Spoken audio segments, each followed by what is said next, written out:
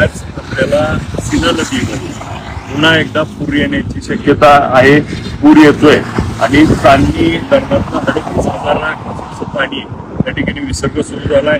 कसापुरी धरणातनं 77,000चा, सीना कोळेगावमधून 40,000 आणि मलिकपेटला जॉईन होणारी भोगवती नदीमधून 45,000, जवळपास 2 लाख क्युसेक्सचा त्या ठिकाणी विसर्ग सुरू झाल्यामुळं आपल्याला मागच्या वेळी पाणी कमी होतं 50-60,000 क्युसेक, आता 2 लाख क्युसेक्स येणार असल्यामुळं सगळ्याच्या घरामध्ये निमगाव असेल, दारफळ असेल, आज उंदरगाव असेल, केवड असेल, राहुल नगर असेल, वाटाव असेल, अनेक गावामध्ये त्या ठिकाणी घरामध्ये पाणी शिरणार आहे.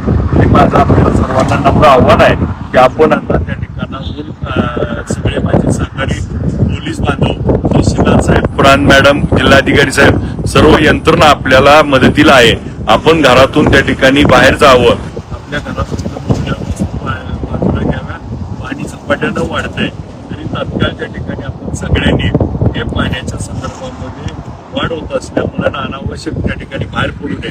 पुराचं प्रमाण मोठं असल्यामुळं तरुण मुलांना माझं आव्हान आहे की तुम्ही पुरामध्ये कुठलंही धाडस करायला उतरू नका, होऊ नका. आणि पाण्याचं त्या ठिकाणी मोठ्या प्रमाणात येते. शेतकऱ्यांना देखील या निमित्तानं आव्हान आहे, आपल्या जनावरांची काळजी घ्या, जनावर आपली सुरक्षित ठिकाणी हलवा. आपल्याला आपली कोणाची जीवितहानी होणार नाही, जनावरांची जीवितहानी होणार नाही. आणि आज आपले पंचनामे करत असताना आज आपले पंचनामे चालू होते, परंतु पुन्हा एकदा पूर आल्यामुळं आज सगळी यंत्रणा पंचनाम्याऐवजी या लोकांना मदतीला आहे. त्यामुळं पुराचं पाणी कमी झाल्यानंतर पुन्हा पंचनामे चालू होते.